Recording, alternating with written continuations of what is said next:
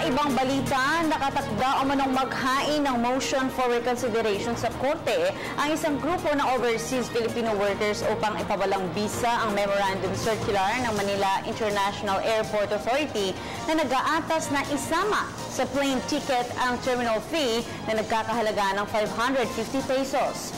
Ayon sa grupo, hindi ito ang tunay na solusyon upang maibsan ang mahabang pila sa mga paliparan. Si Jade Miguel sa detalye. Kinukondena ng grupong ACT-OFW Party List ang lumabas na desisyon ng Pasay Regional Trial Court na nagbabasura sa kanilang petisyon na ipawalang bisa ang umiiral ng Memorandum Circular ng Manila International Airport Authority. Sa ipinatupad na Memorandum Circular No. 8 ng MIAA noong 2014, kasama na sa international plane ticket ang terminal fee na nagkakahalaga ng 550 pesos. Ayon kay ACT-OFW Party List Representative John Bertiz, labag ito sa batas para sa OFWs o ang Migrant Workers Act.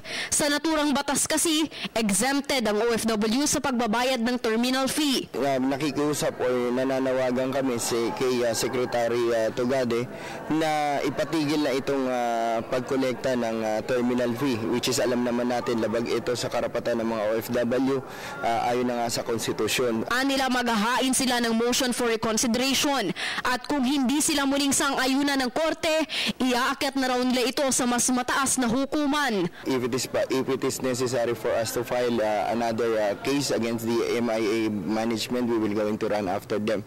And also the investigations for nasa na yung pera, yung mga nakolekta nila, unrefunded terminal fee, at we were going to ask COA also to audit them. Ayon pa kay Bertiz, hindi naman naibsan ng naturang sistema ang congestion o ang mahabang pila sa paliparan, pagkus mas nahirapan pa ang OFW sa pagpila para lamang i-refund ang kanilang binayarang terminal fee. Taliwas ito sa pahayag noon ng MIAA na makakabawa sa congestion ang integration ng terminal fee sa plane ticket dahil hindi nahiwalay ang pila para sa pagbabayad nito. Suwestyon ng grupo ng OFWs, sa halip na magbigay ng pasakit sa OFWs ay magtayo na lamang ng mas malaking airport o kaya naman humanap ng IT solution na mag-exempt sa OFWs sa pagbabayad ng nasabing terminal fee. Para sa Telebisyon ng Bayan, Jade Miguel.